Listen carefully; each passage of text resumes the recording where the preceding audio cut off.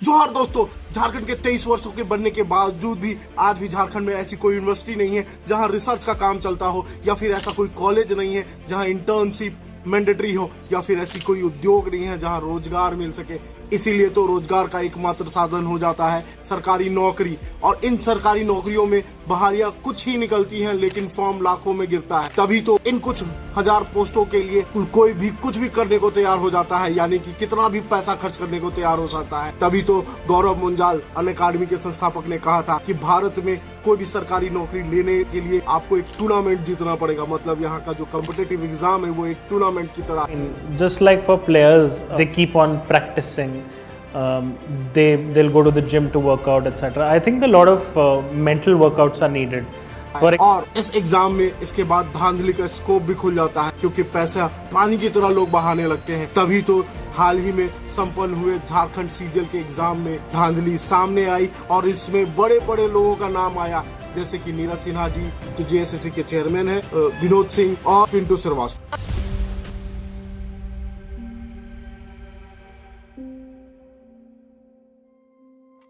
बढ़ाना है झारखंड को तो करे दैनिक आर्यावत को सब्सक्राइब, जो आपके लिए तो फ्री है और आसान भी है, लेकिन इससे हमारी पूरी टीम को एक इंस्पिरेशन मिलता है। तभी तो झारखंड में बदलाव के लिए हम आपके स्क्रीन तक पहुंच पाते हैं।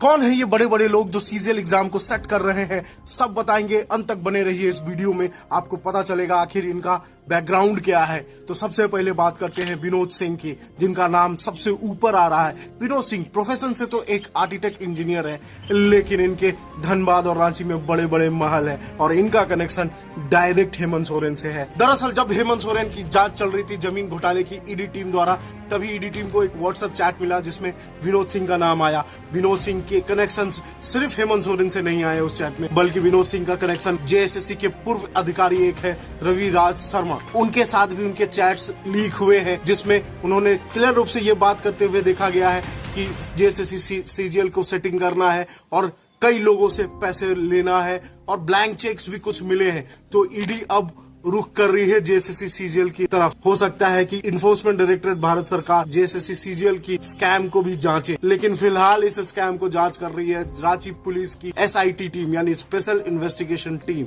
जब ईडी की टीम व्हाट्सएप चैट खंगाल रही थी, तब एक और नाम सामने आया है, हेमंत सोरेन के प्रेस सलाहकार अभिषेक पिंटू श्रीवास्तव पूरा नाम है, जिसका नाम हमने वीडियो की शुरुआत में ही लिया है। इन चैट को खंगालने के दौरान ये भी पता चला कि ये लोग न सिर्फ जेएसएससी सीजीएल को सेट कर रहे थे, बल्कि कई लोग तो ट्रांसफर पोस्टिंग की सेटिंग की भी बात करते हैं कि किस अधिकारी को किस ऑफिस में सेट करना है। तो यानी आपकी नौकरी होने के बाद भी आपको पैसे देने पड़ेंगे अपने अपने चहीते जिले या फिर चहीते डिपार्टमेंट में जाने के लिए। तो इतना बड़ा धांधली चलता है झारखंड में, तो सतर्क होने की बात। इसके बाद एक अफवाह भी फैली है कि जो जेएसएससी के चेयरमैन है नीरज सिन्हा जी, इन दो बड़ी मछलियों को बचाने के लिए शायद दिल्ली भी गए थे।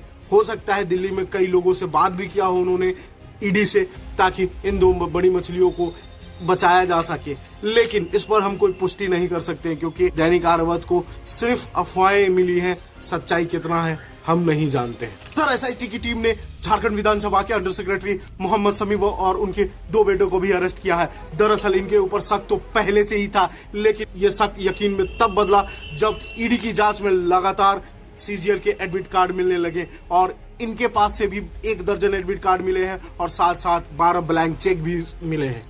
उधर पलामू के रवि शेखर को भी एसआईटी की टीम ने अरेस्ट किया। इसका नाम पहले भी सामने आ चुका है एग्जामिनेशन को सेटिंग करने के लिए। इसी के बाद से एक लीड मिली और चेन्नई से 11 और लोगों को अरेस्ट किया गया, जिसमें 9 लोग उस परीक्षा एजेंसी के हैं जो इस एग्जाम को कंडक्ट कराई थी, यानी सतवत इंफोटेक प्राइवेट लिमिटेड, जो चेन्नई में अवस्थित है। इसके बाद एक सवाल उठता है जो मैं आपसे पूछता हूँ, क्या ऐसी एजेंसीज को भारी फाइन लगा के बैन नहीं कर देना चाहिए? मेरे हिसाब से तो इनके ऊपर 500 करोड़ का फाइन लगाइए और इसके जितने भी कर्मचारी अरेस्ट हुए अभी तक, इनको 10-10 साल के लिए कारावास में भेज दीजिए। अब सवाल उठता है ये कि जो 17 मार्च को होने वाली जेपीएससी है वो क्या ईमानदारी से हो जाएगी? क्योंकि जब अगर इतने बड़े बड़े लोगों का नाम सामने आएगा एक परीक्षा की धांधली में, तो क्या राज्य की सबसे बेहतरीन परीक्षा जेपीएससी ईमानदारी से हो पाएगी? तो ये एक बहुत बड़ा सवाल है 17 मार्च को, जो मैं आप पे छोड़ता हूँ। आप इस पे आकलन लगा लेके क्या वो परीक्षा ईमानदारी से होगी? तो इसके लिए आपको उठना होगा और वो परीक्षा को भी ईमानदारी से कराना होगा। हाँ, यह परीक्षा ईमानदारी से हो सकती है। इसके 2 उपाय हैं। एक तो अगर आप ऑनलाइन कर दें अगर ये एग्जाम, तो टीसीएस जैसी बड़ी एजेंसी को दें ताकि परीक्षा निष्पक्ष और निर्विरोध हो सके। या फिर जहां तक मेरा ज्ञान है कि ऐसे जितने भी बोर्ड होते हैं, चाहे वो जेपीएससी हो या जेएसएससी हो, सबके पास खुद का प्रेस होता है। तो क्वेश्चन पेपर अपने ही प्रेस में छपवाएं। आपके पास ह्यूमन रिसोर्सेज की तो कमी नहीं है, क्योंकि पूरा प्रशासन आपके हाथ में होता है। आप एक दिन के अंदर अंदर ये सारे लोगों को इकट्ठा कर सकते हैं। क्वेश्चन पेपर अपने ही प्रेस में छपवाएं, साथ साथ ओएमआर सीट भी अपने प्रेस में छपवाएं, फिर एग्जाम कंडक्ट कराएं। फिर देखते हैं कि ये एग्जाम कैसे नहीं ईमानदारी से हो पाती है।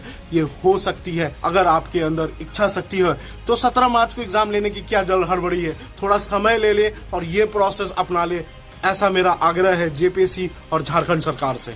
आशा करता हूं कि झारखंड सरकार को एक सद्बुद्धि आए और झारखंड के सभी यूनिवर्सिटीज में इंटर्नशिप मैंडेटरी हो सके, ताकि बच्चों का, यहाँ के जितने बच्चे हैं, इनका भविष्य अंधकार में ना जा सके और उनको एक स्किल डेवलपमेंट प्रोग्राम मिले, ताकि यहाँ के बच्चे सिर्फ सरकारी नौकरी पर निर्भर ना कर सके। उनके पास स्किल होगा तो उन्हें भारत के कई अलग अलग शहरों में प्राइवेट अच्छी नौकरी मिलेगी, जिनमें 40,000 से ऊपर की तनख्वाह होगी। ऐसा मैं इसलिए कह रहा हूँ कि मेरी एक महिला मित्र है जो आयरलैंड से, जिसका नाम है एमिली क्रेन। वो एक ह्यूमैनिटी साइंस से ग्रेजुएट है, जो हमारे यहाँ बीए के कोर्सों से है। वैसे ही उन्होंने आयरलैंड में, अपने देश में ह्यूमैनिटी साइंस से ग्रेजुएशन किया है। उसके बाद उन्होंने ईबे जैसी बड़ी कंपनी में काम किया है और साथ साथ उसके बाद उन्होंने मेटा यानी फेसबुक पे भी काम किया है। ये इसलिए कर पाई वो क्योंकि उनके कॉलेज में इंटर्नशिप प्रोग्राम मैंडेटरी था। उन्हें अलग अलग स्किल सेट उनके कॉलेज में ही सिखाया गया उनके कोर्स के साथ। तो झारखंड सरकार अगर अपने सारे कोर्सेज में इंटर्नशिप प्रोग्राम मैंडेटरी कर दे तो यहाँ के ह्यूमैनिटी साइंस के भी बच्चे अच्छी नौकरी ले पाएंगे प्राइवेट, और उनमें अगर स्किल होगा तो सरकारी नौकरी भी तो उन्हें आसानी से मिल जाएगी। और उसके बाद ये राज सिर्फ भारत में नहीं, दुनिया में सबसे ऊंचे स्तर पर चला जाएगा, सबसे ऊपर रैंक पर होगा। तो आज के लिए इतना ही, चलता हूं। अगर अच्छा लगे तो ये वीडियो लाइक कीजिएगा और दूसरों का ज्ञान इस वीडियो से बढ़ाना हो तो शेयर भी कर दीजिएगा। नमस्कार, जय हिंद, जय झारखंड।